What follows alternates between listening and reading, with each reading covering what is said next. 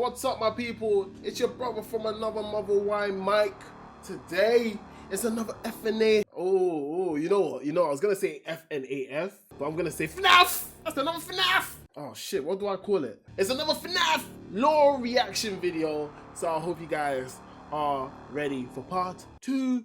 We're gonna be watching Game Theory's Ultimate Timeline Lore review. I've heard that there's a few other reviews that we should check out, and there's actually some remix music that we should do as well, which we will do. Yeah, I don't mind reacting to a lot more lore, and then if we are able to get enough, I guess, fan base or audience, we might even try play the game. So if you guys are excited for that, let me know in the comment section below. Like the video as well, because it really does support the channel. And also, if you guys have any other FNAF videos you want me to react to, yo, listen, feel free to put them in the comment section down below, and I will get to them as soon as I can.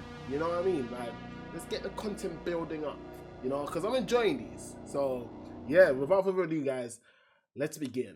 Hello Internet, welcome to Game Theory, and officially page 7 of the FNAF timeline script. Last time we covered the origins of Freddy. We talked about William Afton's childhood dream project of making a life, and the infuriating moment that his dream is copied by a rival restaurant franchise looking to steal away his success. The merger of the two franchises results in William meeting Henry, a brilliant designer with a knack for robotics. Working together, they— What the fuck? Why does my shit keep doing that?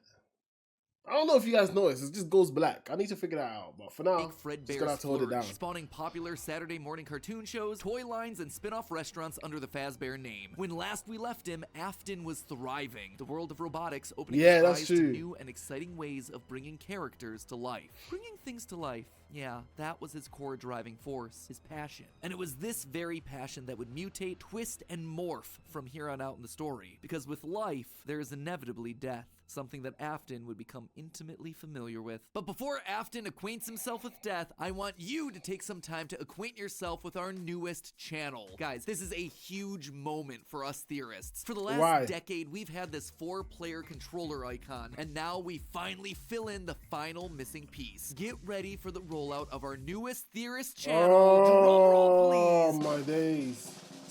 Come on! Let's go! Onward to part 2, where things are about to get dark in a hurry. Yeah, that's what we came here for.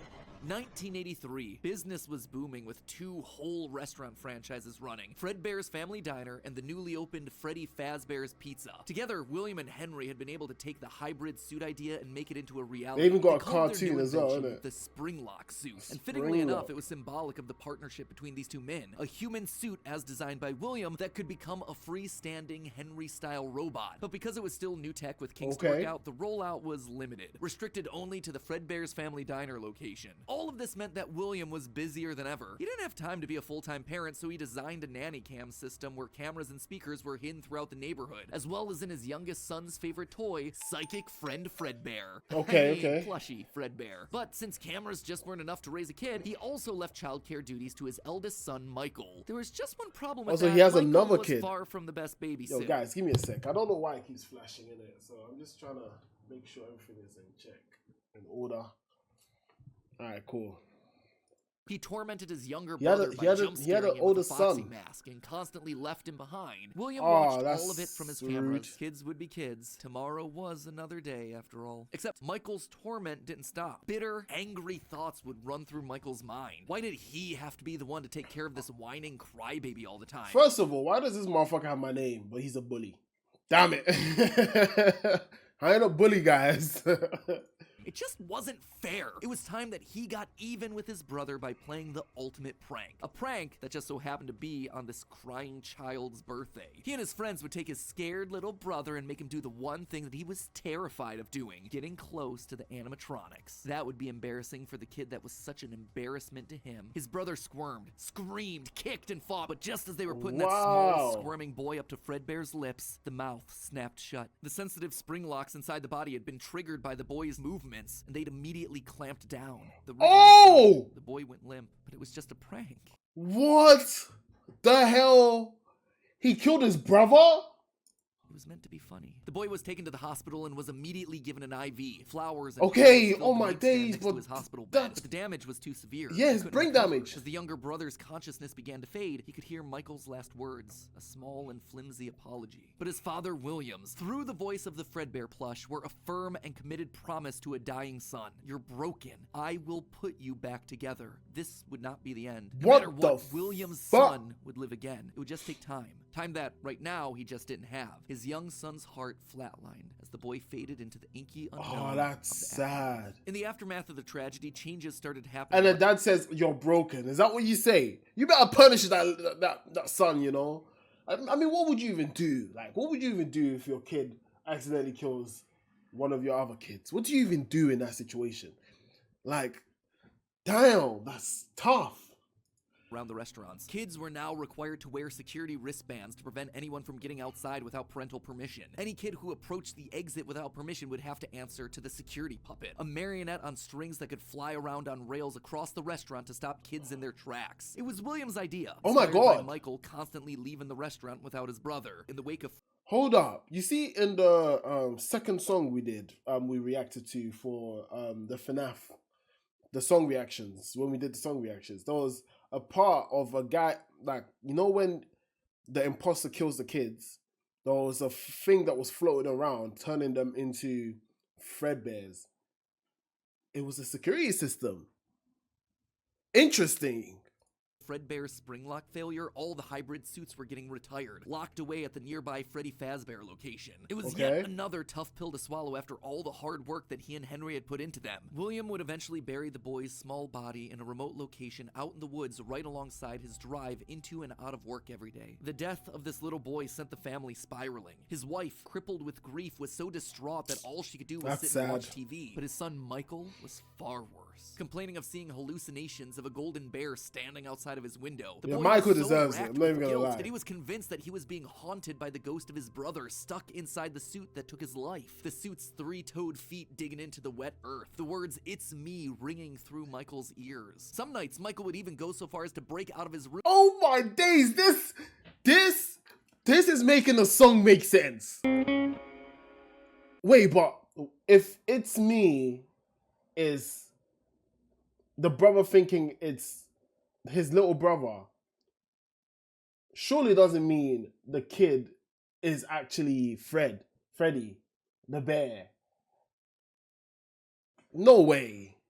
No. Okay, cool. Let's carry on. And ensure that his brother was still there. As for William himself, he disappeared into his work and his drinks. Junior's, the local bar, wasn't far from his son's gravesite. He found himself going there more and more frequently, spending longer and longer amounts of time there. The bar gave him a place to think, to remember, to reflect and stew on how Henry had stolen his idea for an animal-themed restaurant. How they'd cut his character out of the cartoon when everyone else was there. How Henry had humiliated him by buying him out of bankruptcy. And now there was his son. Henry had taken his son from him. The robotic heart failed after all. This guy's going through it. Drink, but it was one too many. The bar turned him out and told him to go home. But William didn't go home. Drunk and angry, William raced back to the restaurant to give Henry a piece of his mind, only to find someone else waiting. Henry's daughter, Charlie, locked outside of the building, bullies laughing at her through the window. Fine, some other problem to fix. Then Afton got an idea. A beautifully awful idea. This was his chance to get back at the man that had humiliated him all those years ago. Henry had killed his business, and now Henry's robotic suit had killed his son. It was time for William to do some killing of his own. Let Henry feel what it's like to have something you love get ripped away. While parties continued inside the walls of the pizzeria, William attacked Charlie in the back alley. It felt good. He felt years of resentment and bitterness trapped in his heart. Finally released in a moment of pure unapologetic evil. He would make Henry hurt like he... She's innocent! Oh, Billy. You fucked up. Now you've got a taste of blood. You can't go back. He hurts.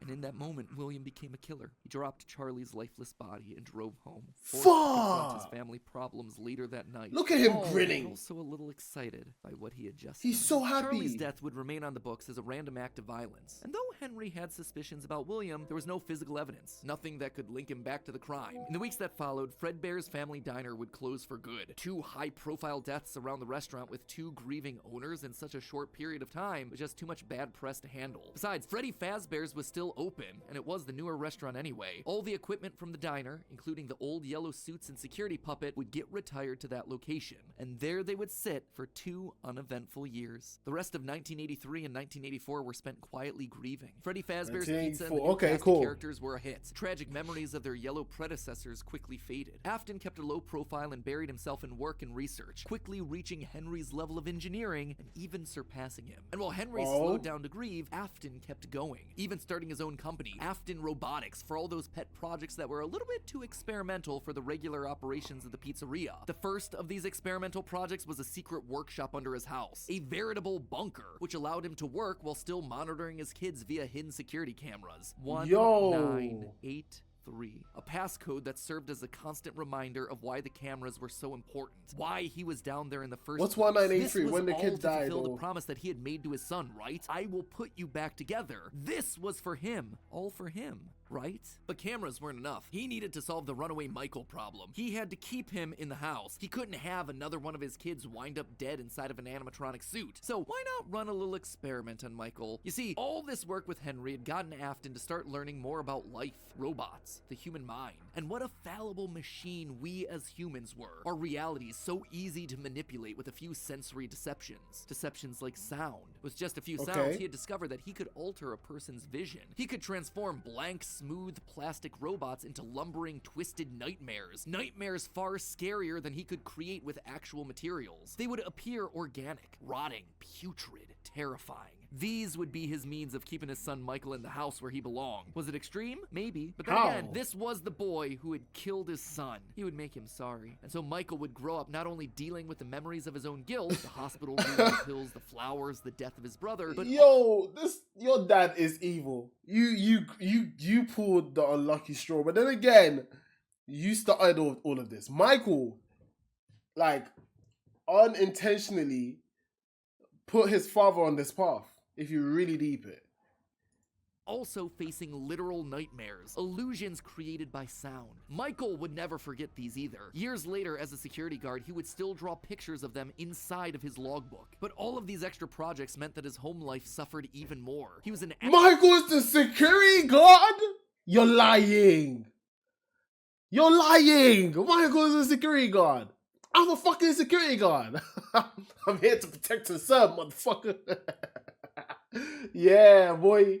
Absent father and a non-existent husband, leaving his wife cold and alone. Why do you hide inside your walls when there is music in my halls? Rhymes, bars. All I see is an empty room. No more joy, an empty tomb. And despite her repeated demands that he leave his office and engage with the family, he refused time and time again, leaving her no choice but to leave. You burned down my house? You call that a house? It was like a morgue in there. You need to see your son. The baby isn't mine. Well, how's this? I'm keeping the diamond ring. And through it all, there was one lingering feeling. William wasn't done. He had gotten a taste of what it felt like to be unleashed, what it felt like to be free. Charlie's murder had unlocked something in him, and he wanted more. June 26th, 1985. Putting on the golden Bonnie suit, he lured children one by one to the back room of the pizzeria when no one was looking. At first, he was cautious. He would lure them with promises of cake and cookies. He told them that their dog had died. He would ask for help with homework. Susie was the first. You never truly forget your first. I was the first. I have seen everything. But where to hide the body? What? He couldn't sneak out. Someone would see him. He had to hide them in a place where they'd never be found and where they'd never leave the building. They had to be stuffed inside of the suits. No one maintained those things anyway except for him. And so Susie would go into Chica. Fritz, Jeremy, and Gabriel would come next. But it was easy. And with each little life he snuffed out, his lies got bigger. Their house was burning. They're just being kidnapped. Until the last one where all pretense was off. He let himself get violent. So hold up. He killed these kids and hid the bodies in the bloody suit. What? What? Oh, that's insane. Violent. I'll just wait for him after school, throw a bag over his head, hit him with a shovel, and drag him into the back of my car. The body of Cassidy was far more bloody and broken than any of the others. He'd let himself go too far. That one he shouldn't have killed. With no more active animatronics left, he shoved the body into the one suit that remained backstage. The long-forgotten yellow Fredbear, now broken and discolored with age. Broken, like Cassidy was broken, like his son was broken. Newspapers reported on this disappearance, naming the whole thing the missing children's incident. Police would even charge William with the crimes after finding security footage of the golden mascot suit luring kids to the back, but they couldn't convict him. They had no bodies, and his face had been hidden behind the mascot suit the entire time. What they had was circumstantial at best, and so he walked away a free man.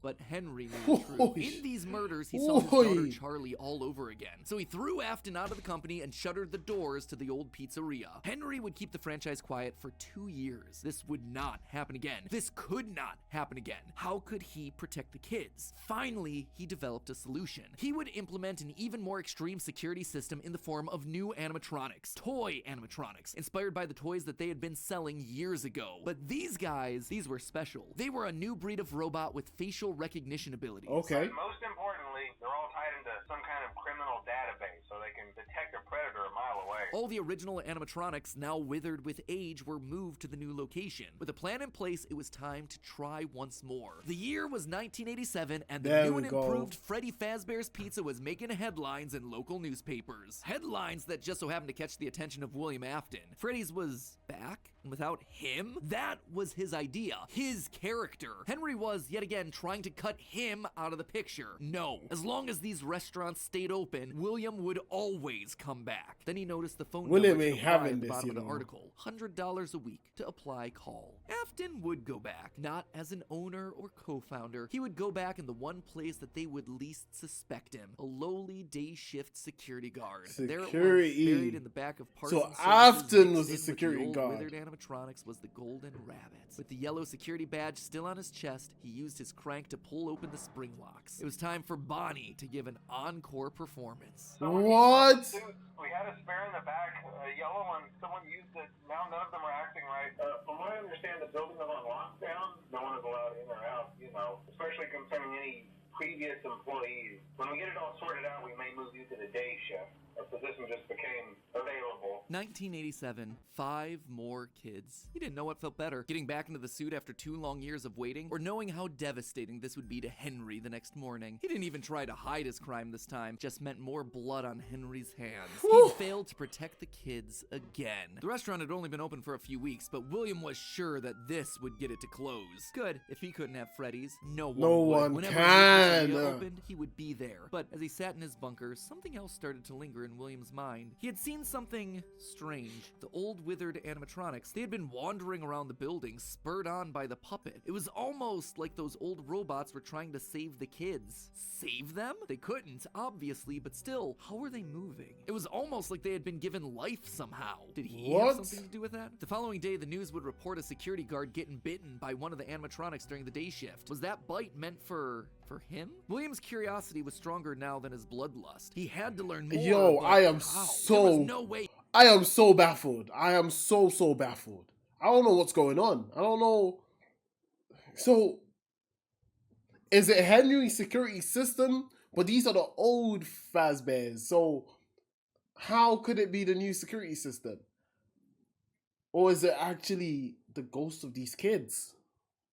He'd ever be able to get inside another Freddy's pizzeria. Heck, there was practically no way a Freddy's would ever open again. He needed to create something new, something brand new. He needed to create his own pizzeria. Due to the massive success, and even more so the unfortunate closing of Freddy Fazbear's Pizza, it was clear that the stage was set, no pun intended, for another contender in children's entertainment. Circus Baby's Pizza World. This would be the place where he could continue his work. No longer just murdering, experimenting. He needed more kids, and he needed them alive. And knowing that he couldn't show his face on the restaurant floor, he needed a way of remotely capturing his victims and preserving them for his work. With that goal in mind, he designed a new breed of animatronic. Their endoskeletons fluid and flexible. He equipped them with sound lures that could mimic voices. They could isolate children. They could incapacitate and contain them with zero direct input from him. It was brilliant. He was brilliant. Far beyond the simple bars and wires of Henry's designs. And the characters he chose for this were uniquely his. His new roster wasn't going to be tainted by Henry's disgusting barnyard bird. Instead, it was back to his characters, his creations, Freddy, Bonnie, Foxy, as well as two special ones. The first, Ballora, was an homage to the woman who left him. Now she would never leave him again. The second, the titular baby, was designed with his baby in mind, Elizabeth, his youngest child. She would always be Daddy's. Why do I feel like this is from the latest? That obeyed until the day that she didn't. These animatronics are from the latest, like Freddy's game. Five Nights at Freddy's game, like the latest one, the one that was like 3D where you can move around and shit. Daddy, why won't you let me play with her? She's so pretty and shiny. Didn't you make her just for me?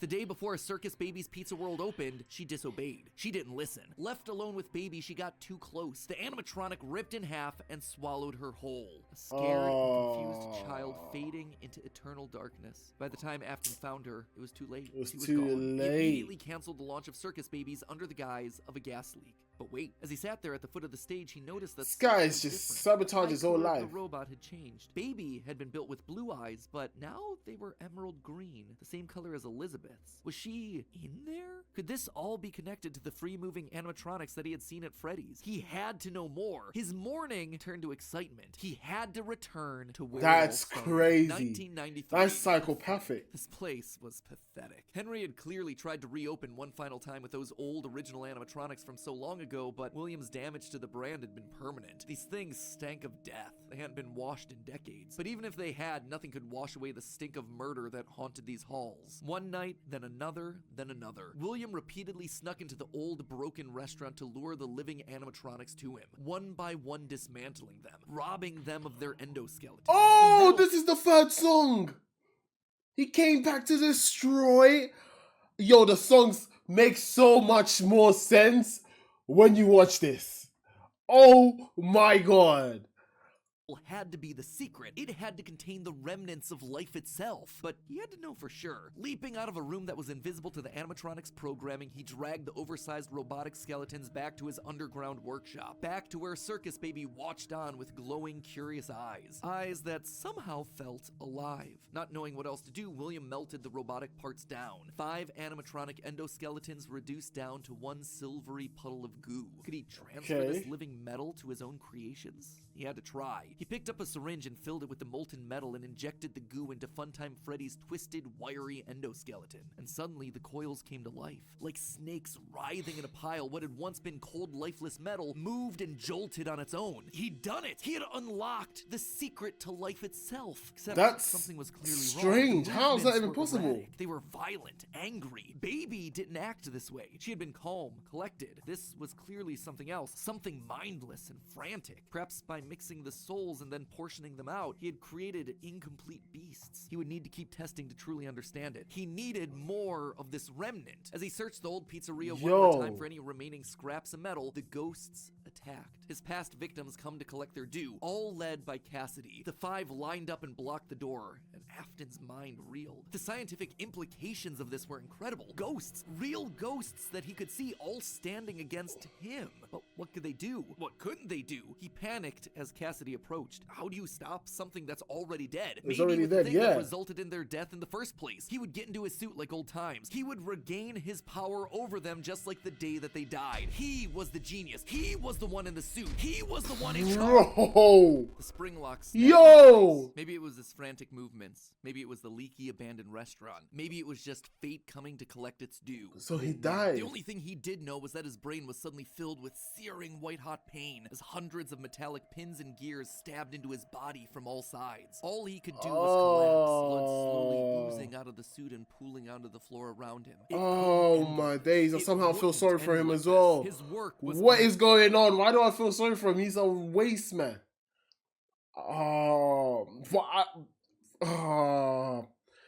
It's like he's a dickhead, but it was for a cause. You know what I mean? Like he had his own dreams and hopes and excitements, and yo, I'm tapped. I'm just as tapped as him. But he killed the kids. But it's good. He deserves what's coming to him. But I kind of want to see him do more. Oh, I said it. I said it. I hope I'm not the only one that feels like that. I feel like I'm dumb. No, not dumb. But I feel like I'm not normal because I said that. Oh, damn it.